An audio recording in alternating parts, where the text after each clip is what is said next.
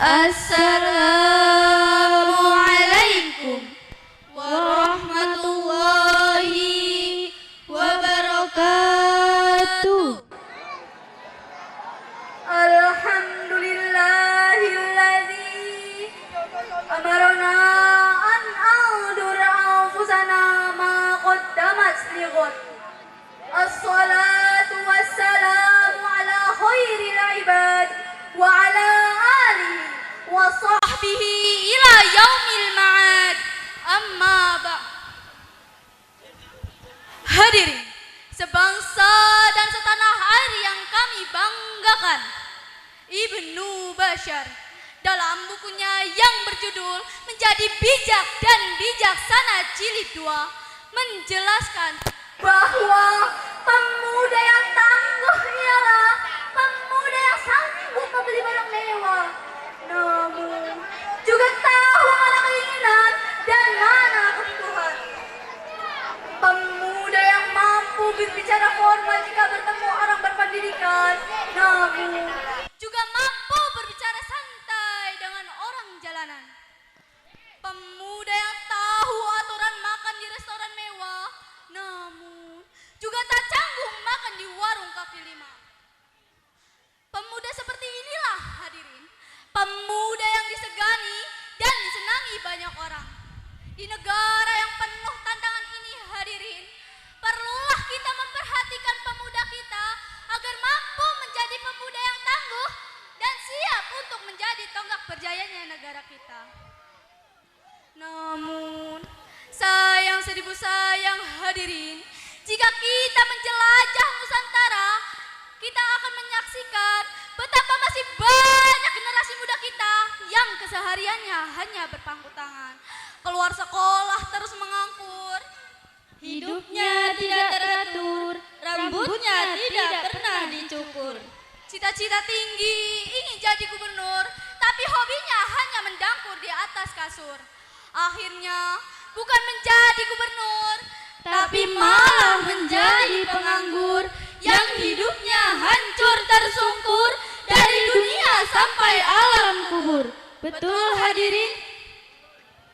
Oleh karena itu, dalam kesempatan yang baik ini, izinkan kami menyampaikan syarahan Al-Quran dengan judul Revolusi Mental Generasi Muda sebagai aset masa depan bangsa, dengan landasan Al-Quran Surah Maryam ayat 59. A'udzu billahi minasy syaithanir rajim.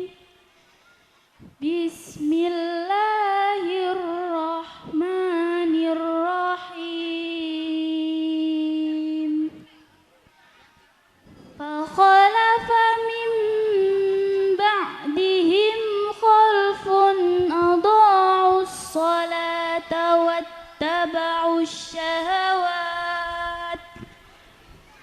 wattaba'u syahawati fasawfa yalqawna ghayya. Hamba berlindung di bawah kuasa Allah dari usikan syaitan yang terkutuk dengan menyebut asma Allah yang maha pengasih lagi maha penyayang. Dan kemudian datanglah sesudah mereka pengganti yang menyia-nyiakan sholat dan memperturunkan hawa nafsu, maka kelak mereka akan tersesat. Inilah hadirin, baru sebagian potret buram dari suatu bangsa. Timbullah pertanyaan hadirin, bagaimanakah keadaan generasi muda kita saat ini? Sebagai jawabannya, mari kita mengucap syukur alhamdulillah karena tak sedikit dari pemuda kita yang mampu membanggakan Indonesia di kancah mancanegara. Dimulai dari Olimpiade Sains Internasional, kejuaraan bulu tangkis Piala Thomas Cup, dan baru-baru ini hadirin, para atlet Indonesia menjuarai beberapa cabang olahraga di SEA Games Asia Tenggara. Bahkan Indonesia disebut macan di MTQ internasional. Inilah hadirin yang menjadi bukti bahwa Indonesia mampu bersaing dengan bangsa-bangsa di dunia selaras dengan syair berikut ini. Wahai para kaula muda, perbaikilah akhlak kita untuk kebaikan bersama, menjadi insan yang semakin jaya. Namun, sayang seribu sayang hadirin, kita tidak mungkin menutup mata bahwa saat ini masih banyak generasi muda kita yang lebih suka jika tiktokan Dibandingkan rajin membaca Al-Quran, lebih senang jika pandai bergoyang, dibandingkan taat bersembahyang, bahkan lebih bangga jika berpakaian rok mini, berbaju you can see ala artis-artis masa kini. dibandingkan berpakaian syar'i dan islami. Pantas jika saat ini masih banyak anak perawan hamil duluan, sudah 3 bulan tidak ketahuan, tak tahu pada siapa meminta pertanggungjawaban. Karena tak tahu benih siapa yang bersemayam di dalam kandungan, melamun dalam kesendirian, datang rayuan dan bisikan setan, hingga ia berlari ke jembatan, nyemplung ke dasar lautan dan tewas dalam keadaan mengenaskan. Na'udzubillah, summa na'udzubillahi min dzalik. Lantas hadirin, bagaimana cara kita menyikapi persoalan tersebut? Sebagai jawabannya, Mari kita dengarkan firman Allah dalam Al-Quran surah Al-Furqan ayat 74. A'udzu billahi minasy syaithanir rajim. Bismillahirrahmanirrahim. Walladzina yaquluna rabbana hab lana Rabbana hab lana min azwajina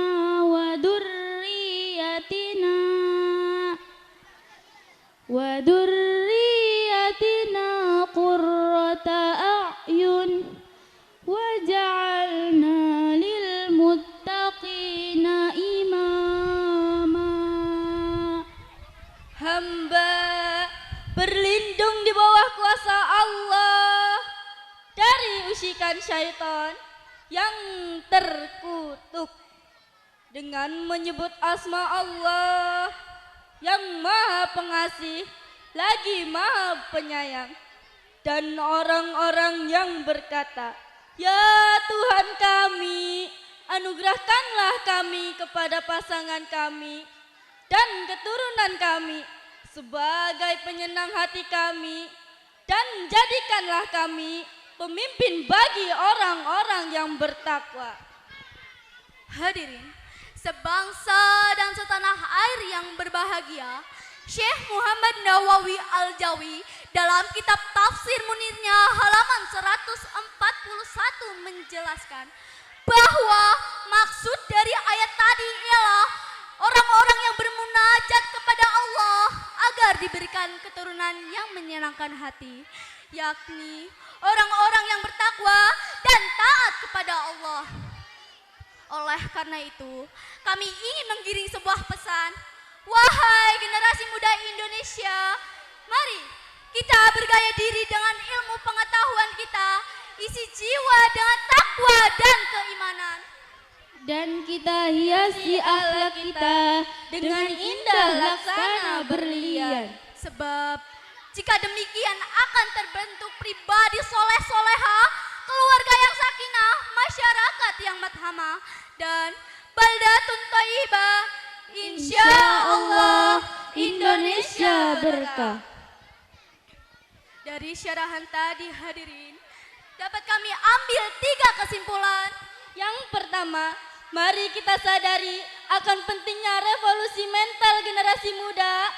Dan yang kedua, doa untuk mendapatkan keturunan yang baik harus diistiqomahkan. Dan yang ketiga, untuk mewujudkan generasi muda Indonesia yang mulia, membutuhkan dukungan dari seluruh komponen bangsa, kekompakan yang harus terjaga hingga terwujud semangat di dunia dan akhirat.